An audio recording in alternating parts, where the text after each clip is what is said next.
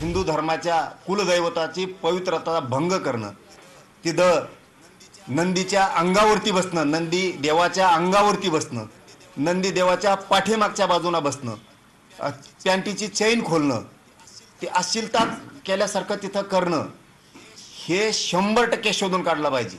हा नराधम म्हणा, याला तुम्हाला काय म्हणायचं, याला विटंबना करणारा हरामखोर पैदास म्हणा, तुम्हाला जे याला द्यायचं ते द्या, पण हिंदू धर्माच्या दैवताला कलंक लागणाऱ्याला सुट्टी देता कामा नाही, अजिबात सुट्टी देता कामा नाही. मुख्यमंत्र्यांनी, गृहमंत्र्यांनी देवदेवतांसाठी, महापुरुषांसाठी कायदा अधिवेशनात पार करायला पाहिजे, मोक्या अंतर्गतचाच कडक.